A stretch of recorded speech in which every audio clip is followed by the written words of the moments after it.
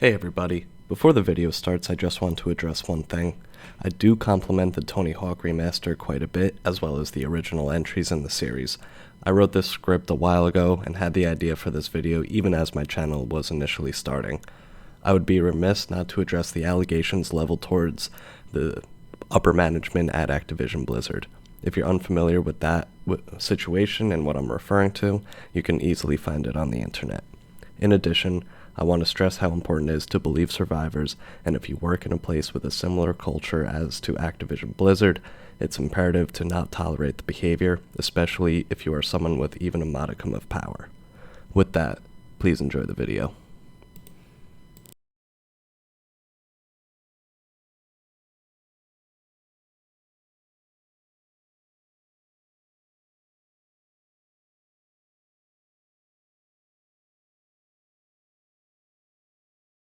Hey everyone, welcome back to Einstein Media Center, your one-stop shop for all unnecessary media dissection. So, a cursory look into my channel, you can see that I am passionate about a few things: music, video games, and dissecting pieces of each of those that probably don't warrant it.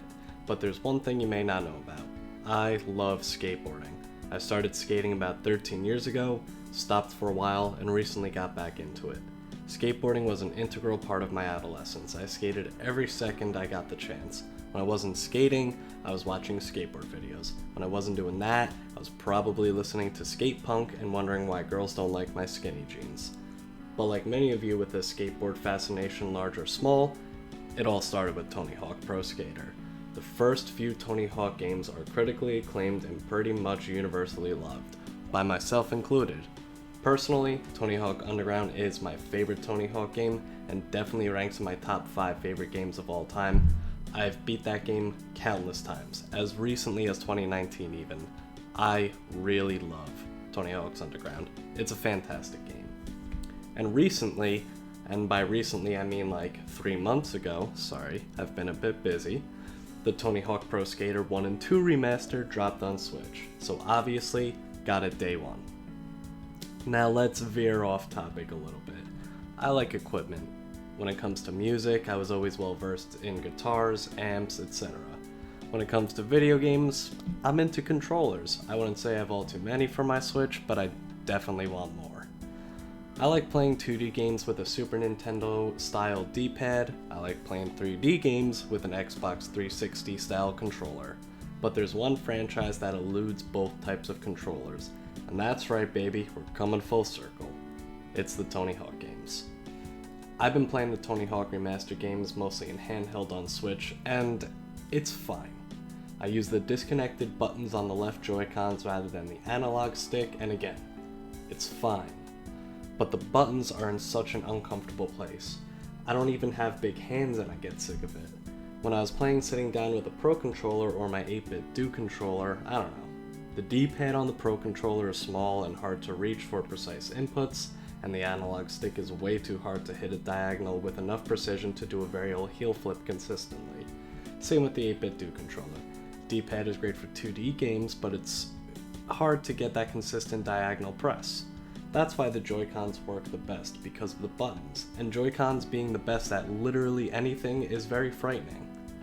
Now, with a game like Skate, where the analog stick mimics the board for a trick, which is incredibly intuitive as a skater. Can't speak for anyone else, but I always found that control scheme pretty cool. An Xbox style controller or Switch Pro controller is perfect.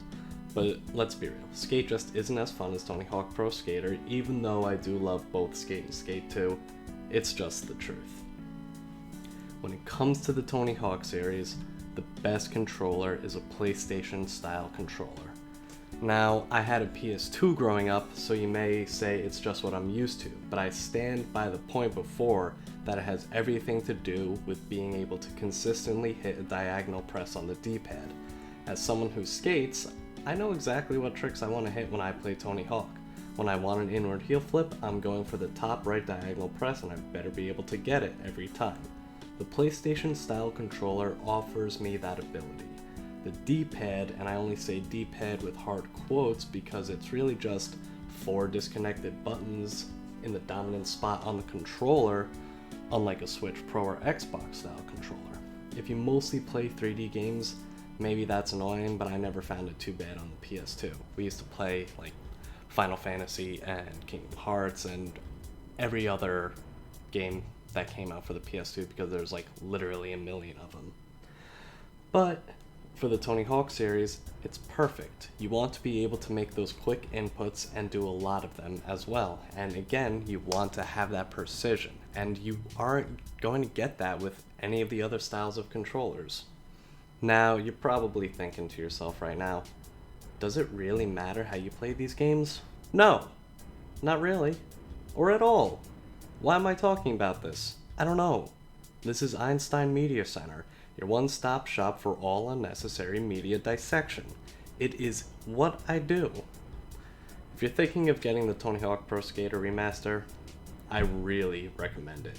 To me, they did such a fantastic job with these games, and I've been dying for a Tony Hawk game on the Switch. I was so happy when it came out. Also, I don't know, maybe someone convince them to bring Tony Hawk Underground to Switch and make my dream come true. I would really like to see more Tony Hawk games come to Switch. More Tony Hawk games like the old ones, the classic ones. If we got 3 and 4 and Underground, I would be very happy. So if somebody's out there and could pull some strings for me, I'd really appreciate it. Alright guys, thanks for stopping by again. Hope you enjoyed this one. You know, obviously, it was very stupid, and that's what I'm here for. Thanks again.